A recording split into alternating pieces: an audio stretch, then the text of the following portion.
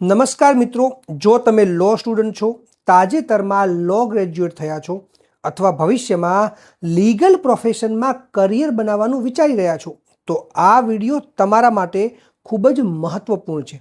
હાલમાં જ bar council of India અને કેન્દ્રીય કાયદા મંત્રાલય દ્વારા એક ડ્રાફ્ટ એડવોકેટ્સ એમેન્ડમેન્ટ બિલ 2026 જાહેર કરવામાં આવ્યું છે. હવે આ બિલમાં ભારતના લીગલ સેક્ટરમાં અને ખાસ કરીને નવા એડવોકેટ્સ માટે મોટા ફેરફારો પ્રસ્તાવિત કરવામાં આવ્યા છે. હવે જેની અસર દેશના દરેક લો સ્ટુડન્ટ ઉપર પડશે. સૌથી મોટો વિવાદ અને ચર્ચાનો વિષય છે એનરોલમેન્ટ ફીમાં થયેલો વધારો, જે 750થી સીધો 22,500 સુધીનો પ્રસ્તાવ મૂકવામાં આવ્યો છે. પરંતુ શું આ બિલમાં માત્ર ફી વધારો જ છે? જવાબ છે ના.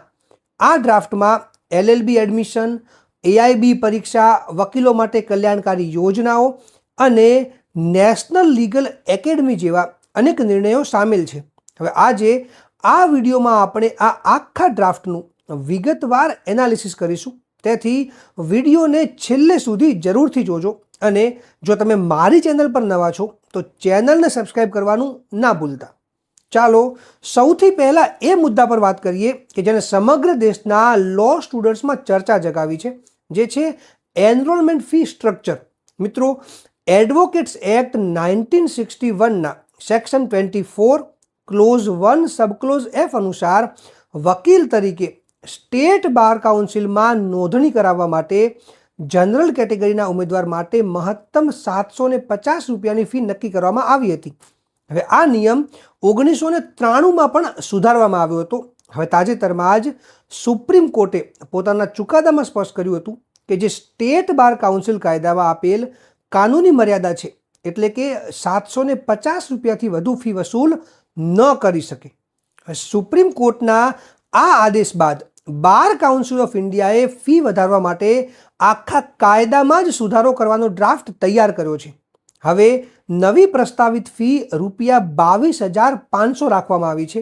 હવે સવાલ એ છે કે શું આ 22,500 ક્યારે વધશે અને તેનું વિભાજન કેવી રીતે થશે? હવે ડ્રાફ્ટ બિલ અનુસાર ₹18,000 સ્ટેટ બાર કાઉન્સિલને મળશે અને ₹4,500 જે છે એ બાર કાઉન્સિલ ઓફ ઇન્ડિયા પાસે જશે. હવે બાર કાઉન્સિલ ઓફ ઇન્ડિયાએ આ ફી વધારા પાછળ શું સ્પષ્ટતા આપી છે?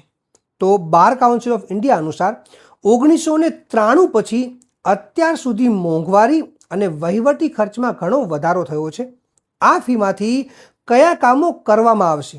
તો અરજીઓનું ડિજિટલ અને ફિઝિકલ પ્રોસેસિંગ, ડિગ્રી અને શૈક્ષણિક દસ્તાવેજોનું વેરિફિકેશન, વકીલોના ફિઝિકલ અને ડિજિટલ રોલ્સની જાળવણી, ID કાર્ડ અને એનરોલમેન્ટ સર્ટિફિકેટ પ્રિન્ટિંગ, વકીલો માટે હેલ્થ ઇન્સ્યોરન્સ અને મેડિક્લેમ જેવી યોજનાઓ અને નેશનલ લીગલ એકેડમીની સ્થાપના અને તાલીમ કાર્યક્રમો આ ડ્રાફ્ટ બિલમાં આર્થિક અને સામાજિક રીતે પછાત વર્ગ તેમજ દિવ્યાંગ ઉમેદવારો માટે વિશેષ રાહત પ્રસ્તાવિત કરવામાં આવી છે.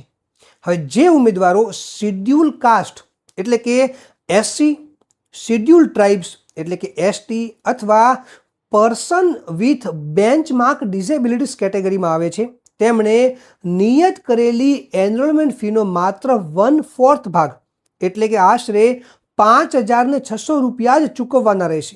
હવે જનરલ કેટેગરીના ઉમેદવારો માટે આ ફી જે છે એ ₹22,500 જ રહેશે. મિત્રો, આ ડ્રાફ્ટમાં માત્ર ફી જ નથી બદલાઈ, પરંતુ કાયદાના શિક્ષણનું સ્તર સુધારવા માટે છે. એટલે કે કાયદાના શિક્ષણનું સ્તર સુધારવા માટે મોટા પ્રસ્તાવો મૂકવામાં આવ્યા છે. જેમાં પહેલું છે LLB એડમિશન માટે નેશનલ લો ટેસ્ટ. અત્યારે દેશમાં ઘણી એવી કોલેજો છે કે જ્યાં કોઈ પણ લાયકાત કે પછી પ્રવેશ પરીક્ષા વગર LLBમાં પ્રવેશ મળી જાય છે. પરંતુ આ નવા ડ્રાફ્ટ મુજબ હવે 12મા પછી એટલે કે જેમાં 5 વર્ષનો LLB કોર્સ અથવા ગ્રેજ્યુએશન પછી એટલે કે 3 વર્ષનો LLB કોર્સ, એમાં એડમિશન લેવા માટે રાષ્ટ્રીય સ્તરની એન્ટ્રન્સ ટેસ્ટ પાસ કરવી ફરજિયાત બનાવવાનો પ્રસ્તાવ છે. બીજું છે AIBE એટલે કે ઓલ ઇન્ડિયા બાર એક્ઝામિનેશનના નિયમો.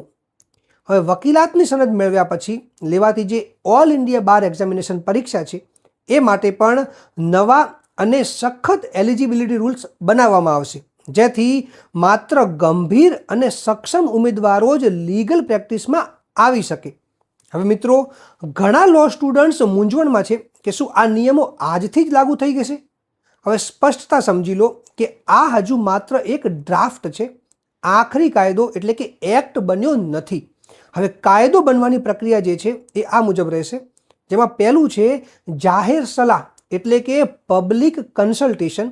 તો કે બાર કાઉન્સિલ ઓફ ઇન્ડિયાએ 31 જુલાઈ 2026 સુધી દેશના તમામ નાગરિકો, વકીલો અને સ્ટુડન્ટ્સ પાસેથી સૂચનો મંગાવ્યા છે.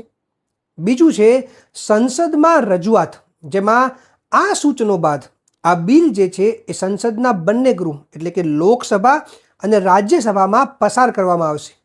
ત્રીજું છે રાષ્ટ્રપતિની મંજૂરી, તો સંસદમાંથી પસાર થઈ ગયા પછી રાષ્ટ્રપતિની સહી થશે.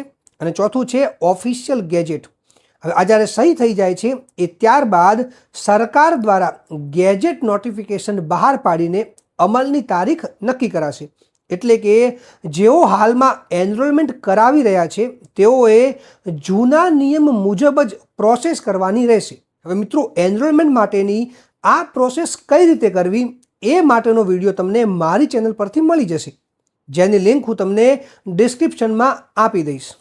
હવે મિત્રો, મોટો પ્રશ્ન એ છે કે શું તમે આનો વિરોધ કરી શકો છો? જવાબ છે હા. તમે આ ફી વધારા સામે વિરોધ નોંધાવવા જો માંગો છો કે પછી એવું ઈચ્છો છો કે બાર કાઉન્સિલ ઓફ ઇન્ડિયાએ નવા વકીલો માટે મંથલી સ્ટાઇપેન્ડ સ્કીમ પણ શરૂ કરવી જોઈએ, તો તમે તમારું જે સૂચન એટલે કે જે સજેશન્સ છે એ સીધું સરકાર અને બાર કાઉન્સિલને મોકલી શકો છો.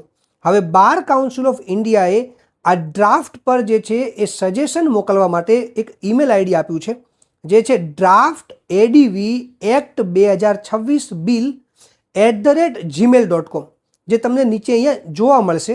હવે ધ્યાન રાખો, તમારે તમારું સજેશન 31 જુલાઈ 2026 બપોરે 3 વાગ્યા પહેલાં ઈમેલ દ્વારા મોકલવાનું રહેશે. હવે એક જવાબદાર નાગરિક અને ભવિષ્યના વકીલ તરીકે તમારો અવાજ જરૂર ઉઠાવો. તો મિત્રો, આ હતો એડવોકેટ્સ અમેન્ડમેન્ટ બિલ 2026નો સંપૂર્ણ વિગતવાર સારાંશ. હવે શું તમને લાગે છે કે 22,500ની જે ફી છે એ વ્યાજબી છે? શું નવા વકીલોને શરૂઆતના વર્ષોમાં સ્ટાઇપેન્ડ મળવું જોઈએ? શું ફર્સ્ટ જનરેશન લોયર છે તે આટલી મોટી ફીસ એફોર્ડ કરી શકશે? તમારો કિંમતી અભિપ્રાય જે છે એ નીચે કમેન્ટ બોક્સમાં જરૂરથી લખો. આ વિડીયોને લાઈક કરો, દરેક લો સ્ટુડન્ટ્સ અને નવા વકીલો સાથે શેર કરો અને આવી લીગલ માહિતી માટે મારી ચેનલને અત્યારે જ સબસ્ક્રાઈબ કરો.